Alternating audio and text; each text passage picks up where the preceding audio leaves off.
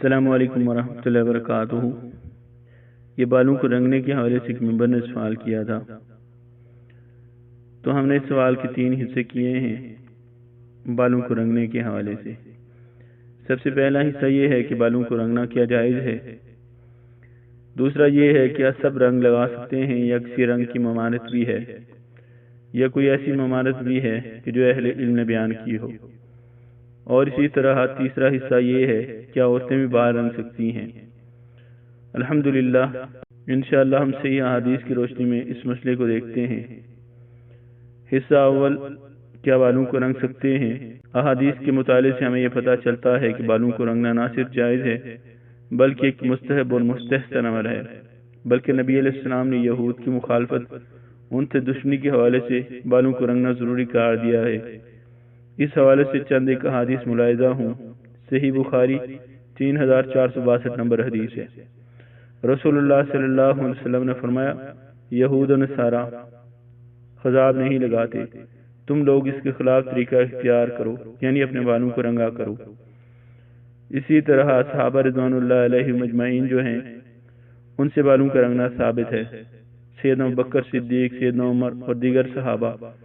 اور سیدنا حسین رضی اللہ تعالیٰ عنہ کے حوالے سے ملتا ہے کہ جب ان کا سر ابن زیاد کے سامنے رکھا گیا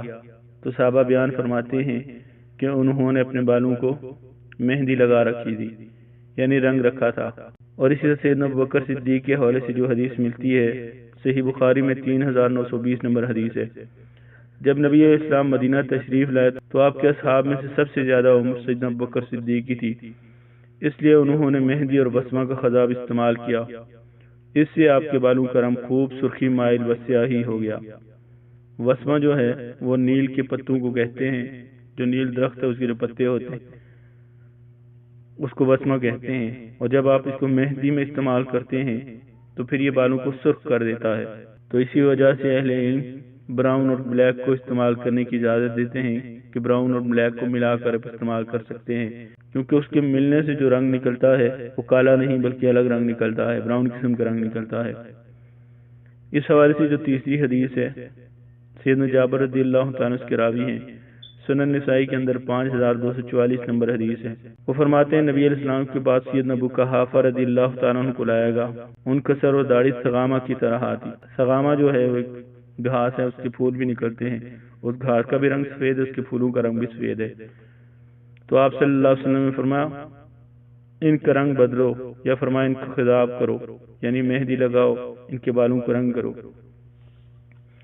اور یہی حدیث ابن ماجہ میں کچھ مزید وضاحت کے ساتھ ملتی ہے۔ ابن ماجہ میں 3624 نمبر حدیث ہے، سیدنا جابر رضی اللہ تعالیٰ سے روایت ہے، انہوں نے فرمایا فتح مکہ کے دن سیدنا ابو قحافہ رضی اللہ تعالیٰ عنہ کو رسول اللہ صلی اللہ علیہ وسلم کی خدمت میں حاضر کیا گیا۔ ان کا سر سغامہ سفید گھاس کی طرح سفید تھا۔ رسول اللہ صلی اللہ علیہ وسلم نے فرمایا ان کے گھر کی کسی خاتون کے پاس لے جاؤ، وہ مہندی وغیرہ کے ذریعے ان کو بالوں کو رنگ تبدیل کر دے اور انہیں سیاہ رنگ سے بچانا۔ یہ وہ نبی فرامین ہیں جن میں بالوں کو رنگنے کی تلقین کی گئی ہے، لیکن سفید بالوں کا رنگنا مستحب ہے، فرض نہیں ہے، کیونکہ نبی اسلام کی داڑھی کے بارے میں سیدنا انس فرماتے ہیں کہ چند بال سفید تھے۔ اگر یہ فرض ہوتا تو آپ صلی اللہ علیہ وسلم کبھی ان کو سفید نہ رہنے دیتے بلکہ ان کو مہندی یا رنگ سے بدل دیتے۔ بالوں کو رنگنے کے حوالے سے جو دوسرا سوال ہے، کیا کوئی رنگ منع بھی ہے یا سب جائز ہے؟ جیسا کہ ہم نے دیکھ لیا کہ بالوں کو رنگنا تو جائز ہے، لیکن بالوں کو رنگنے کے حوالے سے ممانعتیں بھی ہیں۔ سب سے پہلی چیز جو منع ہے، کالے رنگ سے بچنا چاہیے۔ گو کہ اس مسئلے میں اہل علم کا اختلاف بھی ہے، بعض نے اسے یعنی کالے رنگ کو حرام قرار دیا ہے اور بعض نے اسے جائز قرار دیا ہے کہ یہ ممانعت جو ہے وہ حرمت میں نہیں آتی ہے، کیونکہ صحابہ و تابعین سے کالا رنگ کرنا بھی ثابت ہے۔ لیکن ہم یہ دیکھتے ہیں کہ جب اللہ کے نبی علیہ السلام کا فرمان ہمارے سامنے ہے تو اس میں آپ صلی اللہ علیہ وسلم نے منع کیا ہے، تو ہمارے لیے بہتر یہی ہے کہ ہم اللہ کے نبی علیہ السلام کے فرمان کو سامنے رکھیں اور اس چیز سے رک جائیں جس سے اللہ کے نبی علیہ السلام نے منع فرمایا ہے۔ اس حوالے سے ہم احادیث کو دیکھتے ہیں تو ہمیں پتہ چلتا ہے کہ نبی علیہ السلام نے اس رنگ کو بہتر قرار دیا جو سرخی مائل ہو، اور اسی طرح کالے رنگ سے منع کیا ہے، تو جس رنگ کو آپ نے بہتر سمجھا ہے وہ بہتر ہے، اور جس سے منع کیا ہے اسے بچنا ہی بہتر ہے۔ سنن ترمذی کے اندر حدیث ہے 1753 نمبر حدیث ہے، نبی علیہ السلام نے فرمایا سب سے بہتر چیز جس سے بالوں کی سفیدی بدلی جائے وہ مہندی اور وسمہ ہے، اور جس سے منع کیا گیا وہ کالا ہے، جس طرح کہ صحیح مسلم میں 5509 نمبر حدیث ہے۔ سید جابر بن عبداللہ رضی اللہ تعالیٰ عنہما اس کے راوی ہے، فرمایا کہ فتح مکہ کے دن سیدنا ابو قحافہ کو لایا گیا، ان کے سر کے اور داڑھی کے بال سفیدی میں سغامہ کے سفید پھولوں کی طرح تھے، تو نبی علیہ السلام نے فرمایا اس سفیدی کو کسی چیز سے تبدیل کر دو اور سیاہ رنگ سے اجتناب کرو۔ یہ حدیث ہم نے پیچھے بھی بیان کی تھی، تو اللہ کے نبی السلام کے واضح فرمان کے مطابق کہ انہوں نے سیدنا قحافہ رضی اللہ تعالیٰ عنہ کے بالوں کو سیاہ رنگ کرنے سے منع فرمایا ہے۔ اب جو دوسری ممانعت اس کے حوالے سے آتی ہے، اگر وہ رنگ غیر مسلم مرد و خواتین کا شعار ہو تو ان کی نقل سے بچنا چاہیے، کہ جس طرح آج کفار اپنے بالوں کو مختلف رنگوں میں رنگ لیتے ہیں، یعنی کہ کہیں سے ان کے براؤن ہوتے ہیں، کہیں سے ان کے نیلے ہوتے ہیں، کہیں سے پیلے ہوتے ہیں، تو اس طرح کی مشابہت جو ہے کفار سے نہیں کرنی چاہیے۔ یہ کفار کا شعار بن چکا ہے آج کل، جو ان کے ایکٹرز ہیں اور اسی طرح ان کے گلوکار وغیرہ ہیں، تو وہ یہ لوگ جو ہے اس طرح کے بالوں کو اپنے آپ کو رنگتے ہیں، ان کے کھلاڑی ہیں اس طرح کے۔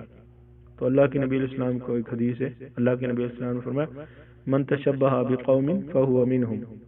سنن ابو داؤد کے اندر 4031 نمبر حدیث ہے، جو شخص بھی کسی قوم کی مشابہت کرتا ہے تو انہی میں سے ہوتا ہے۔ تو اس چیز سے بھی اجتناب کرنا چاہیے کہ ہماری جو مشابہت ہے وہ کفار سے نہ ہو۔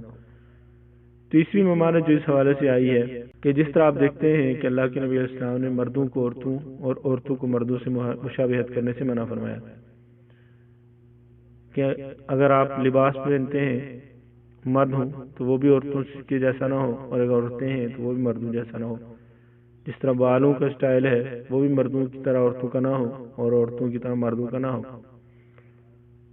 اسی طرح آپ دیکھتے ہیں کہ جو ٹخنے ننگے رکھنے کے حوالے سے اسلام کے اندر کیا ہے